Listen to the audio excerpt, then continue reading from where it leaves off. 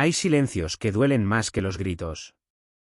Los que se instalan despacio, sin aviso, y que un día uno se da cuenta de que llevan meses ahí y que nadie ha hecho nada para romperlos. El mío duró 4 años. 4 años sin que mi hija me llamara. Sin que mi yerno respondiera mis mensajes. Sin que pudiera ver crecer a mis nietos de otra forma que no fuera a través de fotos en redes sociales que alguien había dejado públicas sin pensar en que yo las vería. Y luego llegó la invitación de boda de mi nieta. No de mis hijos. De ella. De Valentina. Que tenía 26 años y que había decidido por su propia cuenta que su abuela iba a estar en el día más importante de su vida aunque sus padres hubieran decidido otra cosa. Pero para entender lo que pasó ese día necesito contaros lo que pasó antes. Mi hija se llama Patricia. La traje al mundo con 32 años después de un embarazo que no fue fácil y que sin embargo fue de las experiencias más importantes de mi vida. La crié con todo lo que tenía. Con los recursos que había y con el amor que no tiene límite de recursos. La vi crecer, la vi tropezar, la vi levantarse. La vi casarse con Ernesto, que en ese momento me pareció un buen hombre, aunque con el tiempo fui entendiendo que era un hombre con sus propias inseguridades que a veces buscaban en mí un lugar donde instalarse. Los primeros años de su matrimonio fueron bien. Luego vinieron los nietos. Valentina primero, luego su hermano Marcos 2 años después. Y con los nietos empezaron también las fricciones. No de golpe, sino de esa forma gradual en que se construyen los conflictos familiares que nadie decide exactamente empezar pero que todos contribuyen a alimentar sin darse cuenta completamente. Ernesto tenía una forma de gestionar la familia que no dejaba mucho espacio para las personas que no entraban en su esquema de cómo deberían ser las cosas. Sus padres ocupaban un lugar central. Su opinión era la que organizaba las decisiones importantes. Y yo, que tenía mis propias opiniones y mi propia forma de estar en la vida de mis nietos, fui convirtiéndome con el tiempo en una presencia que generaba más tensión que otra cosa dentro de la dinámica que él había construido. Patricia estaba en el medio. Y Patricia eligió el lado que era más fácil de sostener en el día a día. No lo digo con rencor. Lo digo con la tristeza tranquila de quien ha procesado algo durante suficiente tiempo para poder nombrarlo sin que la emoción ocupe todo el espacio. Patricia eligió a Ernesto.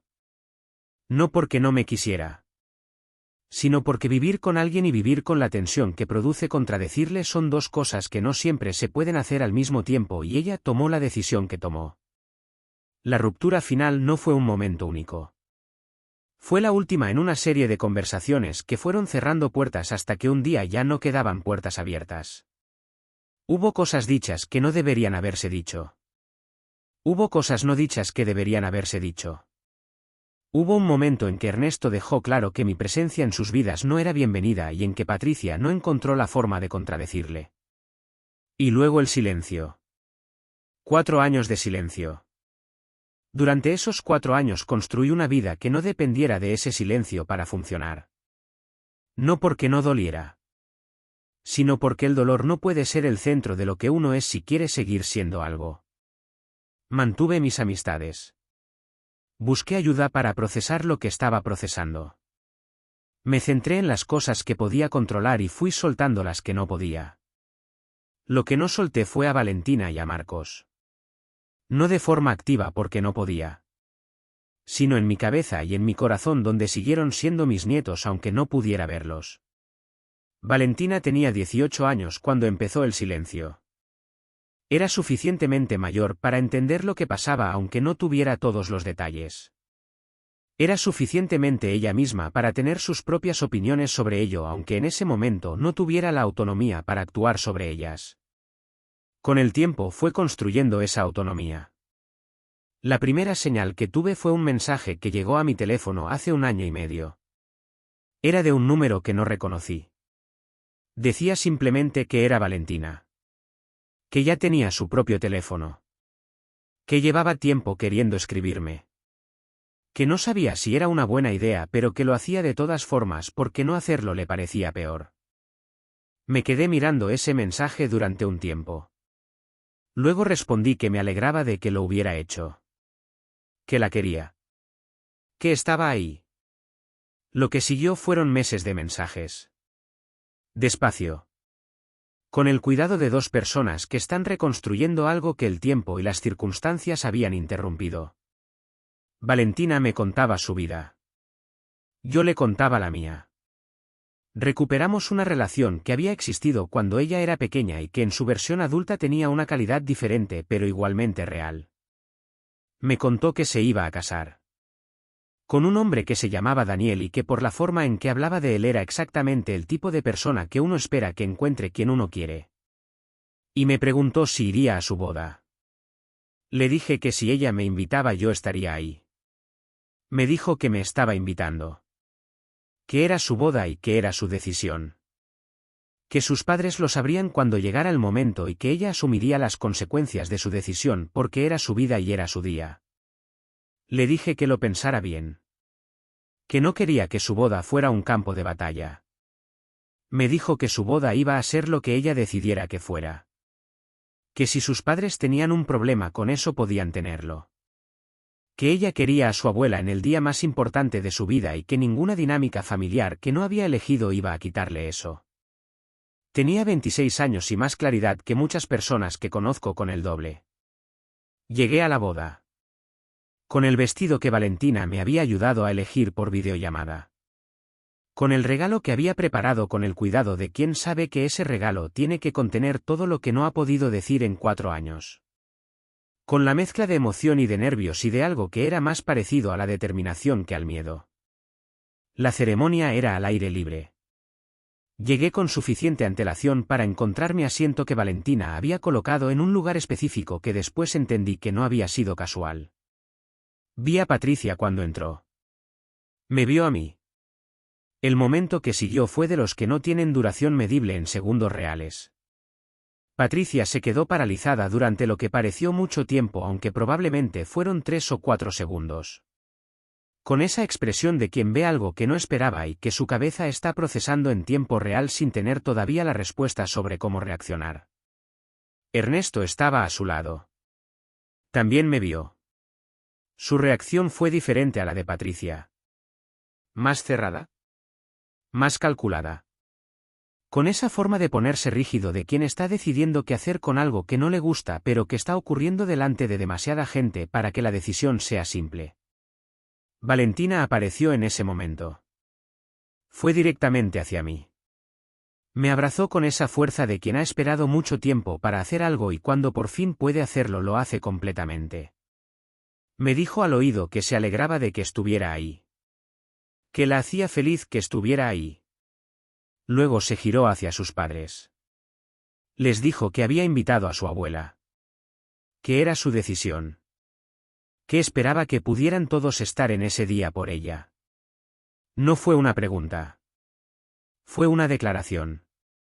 La boda siguió. Patricia y Ernesto procesaron la situación de la forma que procesaron. No con una escena pública porque Ernesto tenía demasiado sentido del decoro para eso y porque Patricia en el fondo de todo seguía siendo mi hija y algo en ella sabía que hacer una escena en la boda de su hija no era la versión de sí misma que quería ser ese día. Hubo un momento durante la recepción en que Patricia y yo nos encontramos solas cerca de la barra. No fue planeado.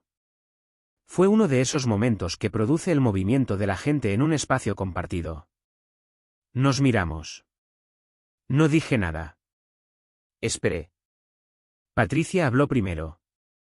Me dijo que no esperaba verme ahí. Le dije que lo imaginaba. Hubo un silencio. Me dijo que Valentina era muy decidida. Le dije que sí. Que se lo había enseñado bien. Algo en esa frase la afectó de una forma que no esperaba. Vi cómo su expresión cambiaba. No hacia la hostilidad sino hacia algo más complicado que la hostilidad. Me dijo que lo sentía. No con el detalle ni la extensión que esas palabras merecían. Pero lo dijo. Con esa forma de decir las cosas que tienen las personas cuando llevan tiempo queriendo decirlas y el momento llega antes de que estén completamente listas. Le dije que yo también. No porque tuviera cosas específicas de las que disculparme. sino porque en cualquier ruptura de ese tipo hay más de una persona que habría podido hacer algo diferente en algún momento y reconocerlo no cuesta nada y puede abrir cosas que de otra forma seguirían cerradas.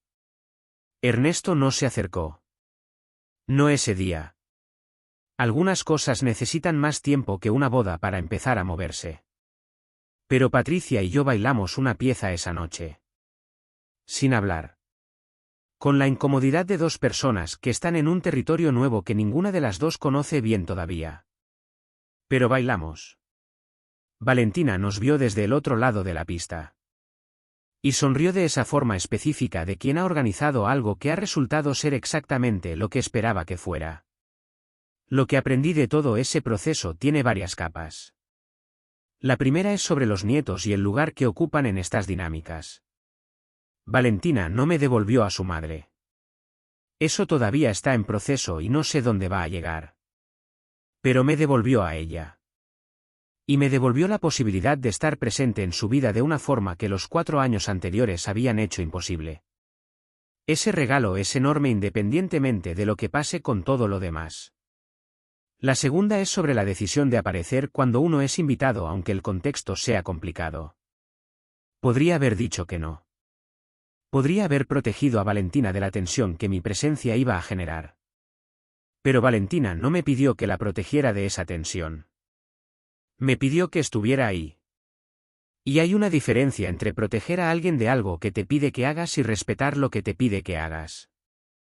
La tercera es sobre el tiempo y lo que hace con las cosas que uno cree que están rotas permanentemente. 4 años me parecieron permanentes mientras los vivía. Una boda tardó 3 horas en empezar a cambiarlos. No a resolverlos. A empezar a cambiarlos. A veces eso es suficiente para empezar. Valentina eligió tener a su abuela en su boda. Y su abuela eligió estar ahí. El resto se está escribiendo todavía. Eso es todo. Gracias por escucharme.